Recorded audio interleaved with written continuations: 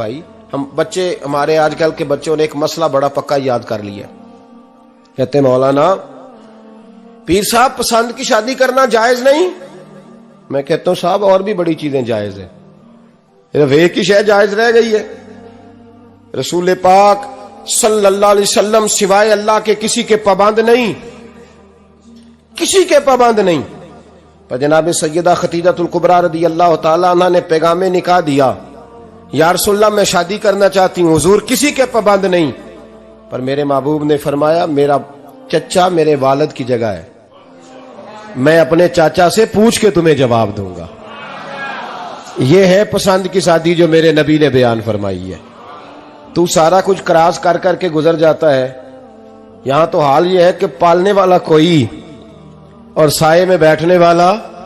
باغ تیرے دی کر کر راکھی میں ساری عمر گزاری, تو جدوں اے پھل پکن تے آیا تے لے گئے ہور بپاری. اور بیٹا گزرتا ہے اماں کے دروازے کے آگے سے, اماں کے دروازے کے آگے بیٹا امرود لے کے آیا ہے 6 کلو. توجہ ہے میری بات پر؟ ادھر دیکھیں جی, چھوڑیں تھوڑی دیر ہماری سنیں. وہ امرود لے کے آیا 5-6 کلو, تو اماں کے دروازے کے قریب سے گزر گیا رات کو.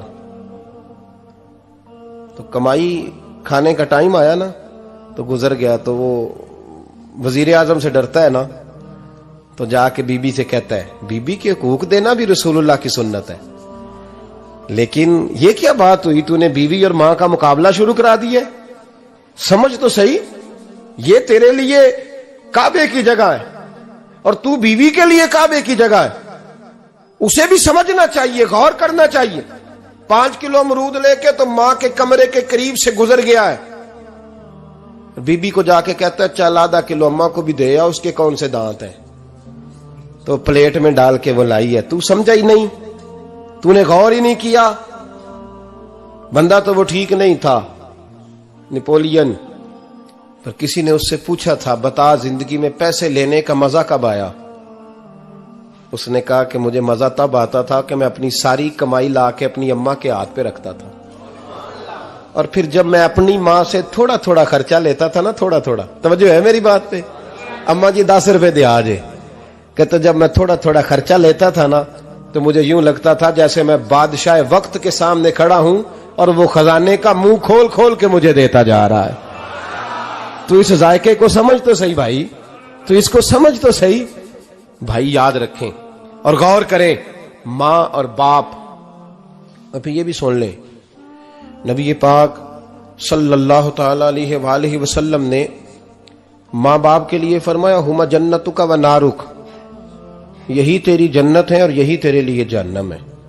اگر یہ راضی ہو گئے تو تیرے لیے جنت ہے, ناراض ہو گئے تو چاہے تو ایک 100 پیر کے مزار پہ حاضری دے آ, لیکن جب تک ابا راضی نہیں اتنی دیر تک اللہ راضی. یہ حدیث پاک ہے, حضور نے فرمایا جس کے والد راضی اس کا اللہ راضی, اور جس کا باپ ناراض اس کا اللہ.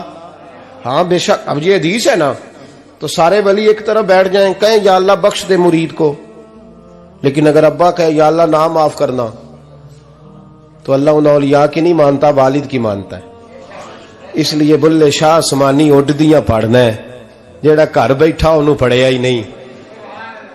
بھائی یاد رکھو, ماں باپ سے پیار کرو, ان کی خدمت کرو, ان کے پاس بیٹھا کرو, اور ماں باپ کو ٹائم دیں, وقت دیں, چند گھڑیاں ان کے پاس بیٹھیں. آپ یقین کریں ابا جی سے آپ مشورہ کر لیں, صرف مشورہ, مرضی بے شک اپنی کریں, لیکن اس مشورے میں آپ کو اتنا سایہ ملے گا کہ زندگی میں کبھی ناکامی نہیں ہوگی. پر اسی سجن دی مننی ابے دی نہیں مننی. کو پھٹے پہ جو نلائق ہماری طرح کا بیٹھا ہے اس سے مشورہ لینا ہے, والد سے نہیں لینا. باپ کے پاس بیٹھیں, اس سے مشورہ لیں. میرے ابا جی کسان تھے,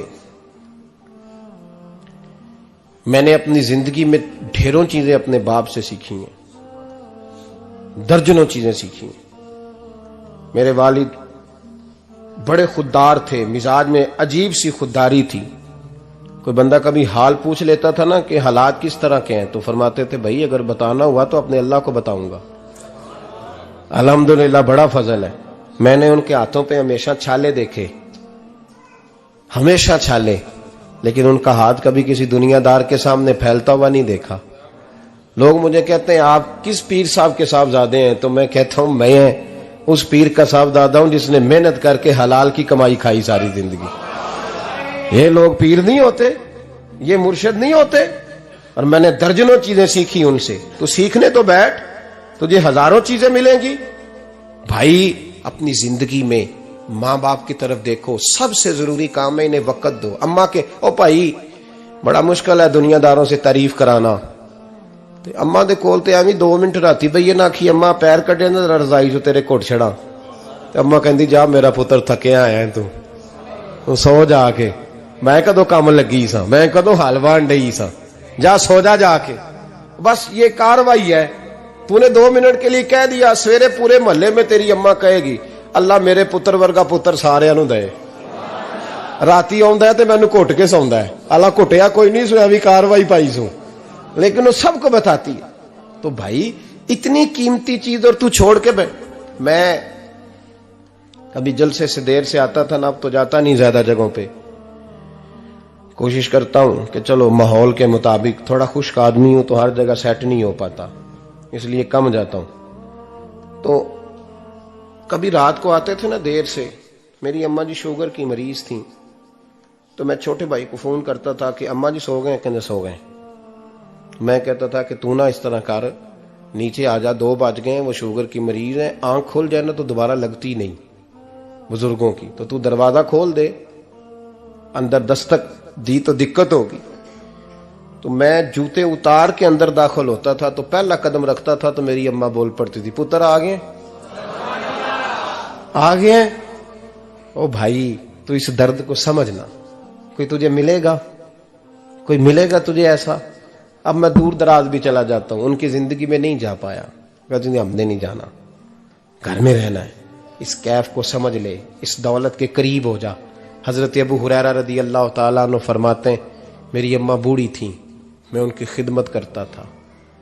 باپ کی خدمت اور ماں کی خدمت سب کے حصے میں نہیں آتی، یہ رب جسے محبوب رکھتا ہے اسے یہ موقع عطا کرتا ہے. خوش نصیب ہے جسے بوڑھا باپ ملے اور وہ نوکری کرے، خوش قسمت ہے جس کو بیمار ماں ملے اور وہ نوکری کرے.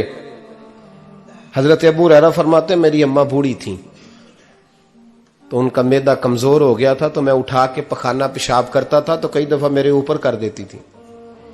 یہ حضرت ابن جوزی علیہ رحمہ نے اس کو لکھا ہے. فرماتے ہیں میرے دل میں خیال آتا تھا کہ میں بڑا خدمت گزار ہوں اپنی ماں کا. ایک دن میں حضرت عمر کے پاس بیٹھا تھا ان کے دور خلافت میں، تو ایک شخص آ گیا. اس شخص نے آ کر کے کہا کہ حضرت عمر سے حضور ایک مسئلہ پوچھنا ہے. فرمایا پوچھو. وہ کہنے لگا حضور میری اماں بوڑھی ہو گئی ہے، بیمار رہتی ہے، مریضہ ہے، مجھے آواز دیتی ہے بیٹے پیشاب آیا ہے، آواز دیتی ہے تو میں اماں کو اٹھاتا ہوں. ابھی میں بیت الخلاء تک، واش روم تک جاتا نہیں کہ میری اماں میرے اوپر پیشاب کر دیتی. حضرت عمر سے کہنے لگا حضور بچپن میں اماں پہ پیشاب کرتا تھا، اب اماں میرے اوپر کر دیتی ہے تو حق ادا ہو گیا نا. حضرت ابو ہریرہ کہتے ہیں جب اس نے سوال پوچھا تو میرے بھی کان کھڑے ہو گئے.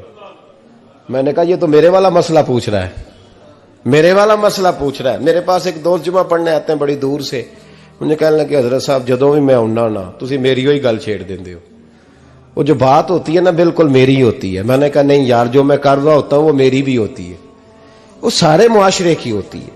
ہمیں لگتا ہے کہ میری ہو رہی ہے، حالانکہ وہ بات ہماری سب کی مشترکہ ہوتی ہے. سن لیں اور یاد رکھ لیں. حضرت ابو ہریرہ فرماتے ہیں میرے کان کھڑے ہو گئے. میں نے کہا اس نے تو میری بات پوچھنی شروع کر دی. حضرت فاروق اعظم سے کہنے لگا حضور بچپن میں اماں پہ پیشاب کرتا تھا، وہ میرے اوپر کر دیتی ہے تو حق ادا ہو گیا. حضرت عمر کہنے لگے نہیں کوئی نہیں ہوا. اس نے کہا حضور مجھے سمجھائیں، وہ سارے کام جو میں اماں کے ساتھ کرتا تھا اماں میرے ساتھ کرتی ہے تو کیوں نہیں ہوا. حضرت عمر کہنے لگے بھائی پیشاب تو بھی اماں پہ کرتا تھا اور اماں بھی تیرے اوپر کرتی ہے، پر تیری اور تیری ماں کی سوچ میں بڑا فرق ہے. اس نے کہا حضور کس طرح؟ تو کیا جواب ہے سیدنا فاروق اعظم کا، لو کان نبی بعد لکان عمر ابن خطاب. کیا جواب ہے؟ حضرت عمر فرمانے لگے تیری اور تیری ماں کی سوچ میں بڑا فرق ہے. کہا حضور کس طرح؟ فرمایا جب تیری اماں تیرے اوپر پیشاب کرتی ہے نا تو تو دعا کرتا ہے کہ یا اللہ بوڑھی ہو گئی ہے اسے پردہ دے دے، اور جب تو اپنی اماں پہ پیشاب کرتا تھا تو وہ دعا کرتی تھی یا اللہ میرے لال کو لمبی زندگی عطا فرما۔ فرمایا یہ تیرا اور اس کا فرق ہے، تو پردے کی دعائیں